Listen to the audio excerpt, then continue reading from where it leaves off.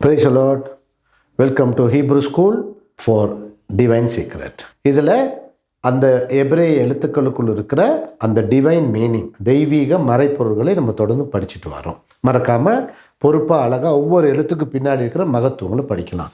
கடந்த பாடங்கள் நம்ம என்ன படித்தோம்? ஆளை பற்றி படித்தோம், அதனுடைய வரலாறு, முக்கியமான பொருள் இல்லையா, அதுக்குள்ளே இருக்கிற தெய்வீக எல்லாத்தையும் படிச்சிட்டோம். பெத்தை குறித்து ஓரல் எல்லாம், இதுதான் நீங்கள் மூல சூத்திரம், மறந்துடவே கூடாது. என்னைக்கு நீங்கள் ஆலெஃபை நினைச்சாலும் வல்லமை பலன் தலைமைன்றதை நீங்கள் நினைவு வச்சுங்க தயவு செய்து. யாரும் புதுசாக நமக்கு எதுவும் சொல்லித்தர தேவையில்லை. இனிமேல் பைபிளில், எபிரேய பைபிளில் நீங்களே படித்து நீங்களே பொருள் தெரிஞ்சுக்கலாம். டிக்ஷனரி, ஒத்த வாக்கியம் எல்லாம் தேடி போக வேண்டிய அவசியம் இல்லை. உங்களுக்கு மூலமே உங்கள் கையில் வந்துருச்சு, ஒரிஜினல். பாருங்கள், ஆலெஃப் இந்த 3. பெத்து நீங்கள் எடுத்துட்டிங்கன்னா வீடு, குடும்பம், கூடாரம், இவ்வளோதான்.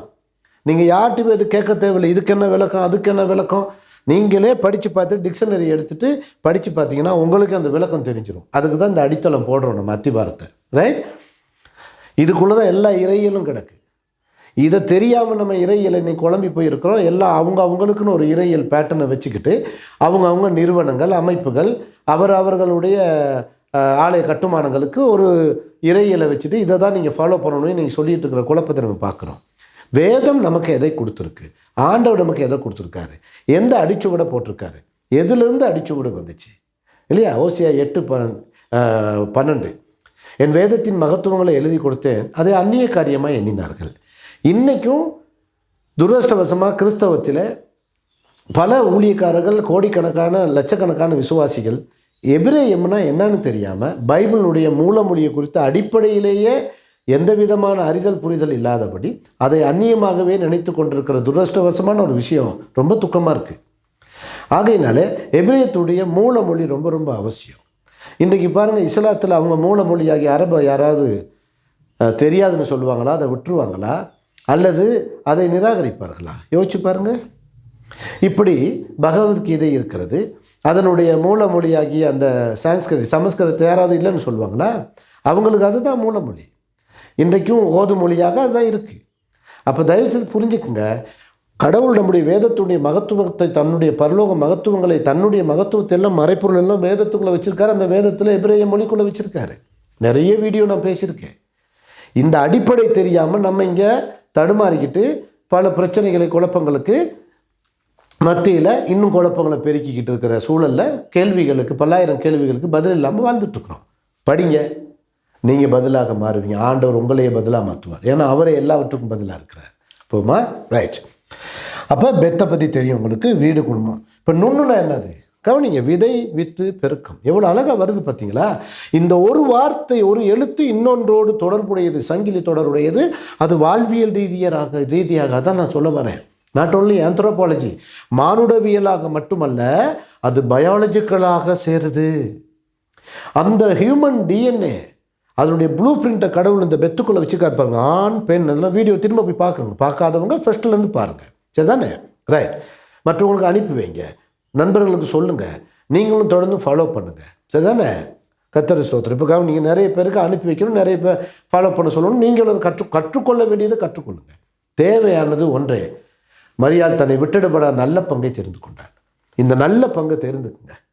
கடவுளுக்கு மகிமையுண்டாகட்டும், வார்த்தைக்கு மகிமையுண்டாகட்டும். கவனிங்க, இப்போ நுண்ணா விதை வித்து. அப்போ இந்த விதை வித்து பெருக்கணும் பொழுது குடும்பத்துக்குள்ள அப்பா, ஆலெஃபும் பெத்தும் சேரும்போது அப்பா, பெத்தும் நுண்ணும் செய்யும்போது பெண், மகன். என்ன ஆச்சரியம் பாருங்க, சரியா? இப்போ அதுக்குள்ள நம்ம கடந்த காலத்தில் நம்ம படித்தோம். இப்போ இந்த 3 எழுத்துக்குள்ள 3 உன்னதமான வார்த்தைகளை இன்னைக்கு நான் உங்களுக்கு ஒரு கிளாரிஃபை பண்ணுவோம், சரி தானே? ஹீப்ரூ ஸ்கூலினுடைய நோக்கம் அதுதான். எபிரேய ஸ்கூலினுடைய நோக்கம் எபிரேயத்தில் இருக்கக்கூடிய எழுத்துக்களுக்குள் மறைந்திருக்கிற, வார்த்தைகளுக்குள் மறைந்திருக்கிற தேவனுடைய மகத்துவங்கள், மறைப்பொருள்களை பேசுவது, கற்றுக்கொள்வது. பாருங்க, ஆலெஃப், சரியா? கவனிங்க, இது பெத். சொல்லும்போது பெத்துன்னு சொல்லணும். 2ஆம் இடத்துல இது வரும்போது உச்சரிப்பு வீணு உச்சரிக்கணும். நல்லா கவனிங்க, நேரத்தை மிச்சப்படுத்த முன்னாடி எழுதிட்டேன், சரியா? ஆ எவ் ஆவுன்னு சொன்னீங்கன்னா என்ன செய்யணும் பாருங்க, ஒரு உயிரெழுத்தை போட்டால், எனது சைலண்ட் தானே, சர்வ வல்லவர் பேலானாய் கர்த்தர், அவர் சைலண்ட்டாக தான் இருக்கிறார். அதனால தான் ஆலேஃபுக்குள்ளே எல் படிச்சிங்க. எலோஹிமுடைய சுருக்கம் எவ்வளோ விஷயங்கள் படிச்சிருக்கீங்க. அப்போ ஆவுனா அப்பா, சரிதானே? கர்த்தருக்கு ஸ்தோத்திரம். அப்போ அப்பா படிச்சிட்டோம். அப்பானா என்ன? அப்பானா என்ன பாருங்க, குடும்பம் பலன், குடும்பத்தின் பலன், குடும்பம் தலைவர், குடும்பத்தின் தலைவர். எவ்வளோ அழகாக இருக்குது பார்த்தீங்களா? The leader of the house எப்படி இருக்கு பாருங்க. எங்கே இருக்கு இது? எழுத்துல மறைஞ்சிருக்கு. வேற எந்த டிக்ஷனரி நீங்கள் படிக்கலையே, வேற எந்த கன்கார்டன்ஸ்குள்ளே நீங்கள் போகலையே. இந்த எழுத்தினுடைய பொருளையும் இந்த எழுத்து ஆலேப்புடைய பொருளையும் பெத்துடைய பொருளையும் நீங்கள் இணைங்க. இந்த ஆலேப்புடைய பொருள் பெத்துடைய பொருள் ரெண்டையும் கம்பைன் பண்ணுங்க. காம்பினேஷனை கண்டுபிடிச்சிங்கன்னா அவ்வளோதான். த பவர் ஆஃப் ஹவுஸ், வீட்டினுடைய அந்த வல்லமையை அப்பா. இப்போ அப்பாவுக்கு இது எப்படி வந்துச்சுங்கிறத நான் உங்களுக்கு சொல்லி கொடுத்தேன். ஆலேப்புக்குள்ளே சர்வ வல்லவர் இருக்கார். சர்வ வல்லவர் மூலமாக தான் நமக்கு எல்லாமே கிடைக்குது. அவர் தான் is a provider, right? Okay, கவனிங்க. இங்கே நீங்கள் பார்த்தீங்கன்னா இப்போ இந்த வார்த்தை பார்த்தாச்சு. இப்போ பெத்து இந்த அப்பா கிட்ட இருந்து இந்த பெத்து இங்கே வருது. கவனிங்க, இந்த பெத்துல இருந்து ஒரு நுண், இது வந்து ஃபைனல் நோன். கடைசி எழுத்தில் வரும்போது இதுதான் வரும், நடுவில் வரும்போது இதுதான் ரெகுலர் நோன், சரிதானே? இப்படி இதை மாதிரி எபிரேயத்தில் 5 எழுத்துக்கள் ஃபைனல் ஃபார்ம் லெட்டர்ஸ்னு சொல்லுவோம், ரைட்? அதெல்லாம் நான் அப்பப்போ உங்களுக்கு நினைவுபடுத்துவேன். அப்போ பாருங்க, பெத்து நுண் எப்படி படிக்கணும்? பென். எப்படி படிக்கணும் சொல்லுங்க? பென் அப்படின்னு படிக்கணும், சரிதானே? நான் உயிரெழுத்துக்குள்ளெல்லாம் போகலை, அப்படி போட்டால் நீங்கள் குழம்பிடுவீங்க. அது இன்னொரு சீரீஸில் நான் உங்களுக்கு அழகாக சொல்லித்தரேன். ஏற்கனவே சொன்னேன் இல்லையா? பென் நம் மகன். அப்போ என்ன அர்த்தம்? அப்பாவிட்ட இருந்து அந்த டிஎன்ஏ, ரைட், மகன் மூலமாக அந்த என்ன செய்யுது சந்ததி, அதாவது ஆண் பெண் வீடு குடும்பம் அதனுடைய சந்ததி மகன் மூலமாக பெண் ஆகிய மகனுக்குள்ளே வரும் பொழுது அந்த மகனிலிருந்து நுண்ணாகிய வித்து, இந்த ஜென்ரேஷன் அப்பா கிட்ட வரக்கூடிய டிஎன்ஏ, அந்த குரோமோசோம்ஸ்கள் இங்கே வருது, ரைட்? அந்த செல்லுலர் சிஸ்டம் இங்கே வருது, இவுடனே விதை. அப்போ மனித சமூகம் என்ன செய்யுது? விருத்தி அடைவதற்கு ஆண் தான் வித்தை கடத்துகிறவர். எவ்வளோ அழகாக இருக்குது பாருங்க. ஏங்க, எல்லா சயின்ஸும் பைபிளுக்குள்ள இருக்கு. ஆச்சரியமான சயின்ஸ் இருக்கு பைபிளில். இப்போ பாருங்க, எவ்வளோ பெரிய ஒரு பயாலஜிக்கல் சீக்ரெட் இதுக்குள்ள இருக்கு பாருங்க. அப்பா அவர்கிட்ட தான் அந்த டிஎன்ஏ, அதான் உங்களுக்கு சொல்லிக் கொடுத்தேன். XY and XX பற்றி எல்லாம், குரோமோசோம்ஸை பற்றி இதை இப்போ பெத்து படிக்கும்போது சொல்லிக் கொடுத்தேன். பாருங்க, நுண்ணுக்குள்ளே என்ன வந்துருச்சு? விதை. இந்த விதை பெருக்கம் வித்து. இப்போ இவர் என்ன செய்வார்? அதை அப்படியே கடத்துவார். எவ்வளோ ஆச்சரியமாக இருக்கு பாருங்க, ரைட்? இப்போ இந்த 2 பொருளும் உங்களுக்கு தெரிஞ்சிருச்சு. இப்போ இந்த 3 வார்த்தையை வச்சு இன்னொரு வார்த்தை எபிரேயத்தில் ஆச்சரியமான ஒரு வார்த்தை இருக்கு. அது என்ன பாருங்க? ஆலேஃப் வேத் நுன் சோஃபித். அப்போ எபென் சொல்லுங்க, எபென், ரைட்? பாருங்க, ஆவுனா அப்பா, பென்னுனா மகன், எபென்னா கல்லு, த ஸ்டோன், கல், சரிதானே? சங்கீதம் 118:22 ஆகாதென்று தள்ளின கல்லே மூளைக்கு தலைக்கல். அது எபிரேய பைபிள் டிக்ஷனரி பார்த்தீங்கன்னா இந்த எபென் இருக்கும். அதை அடிக்கோடிட்டு இயேசு பேசுகிறார். எங்க? மத்தேயுல 21:42 பார்த்தீங்கன்னா, நீங்கள் வாசிக்கவில்லையா?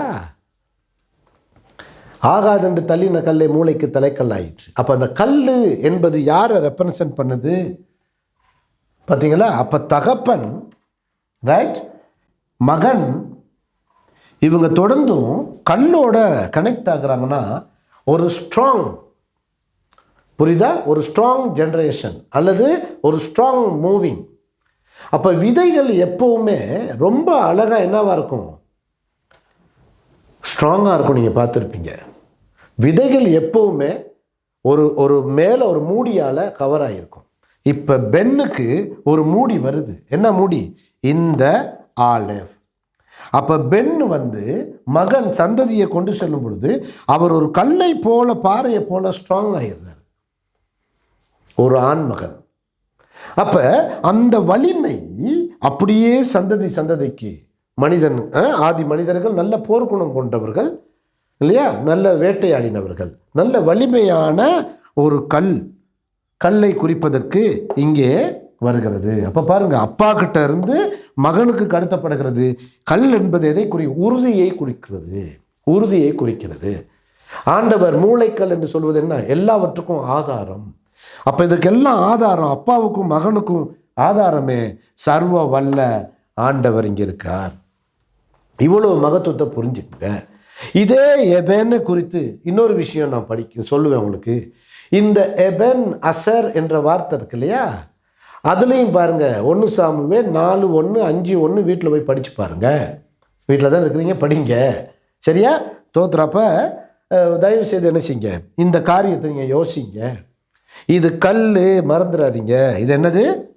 இது கல். இந்த எபனை ஒருபோதும் கடவுளாக்கக்கூடாது.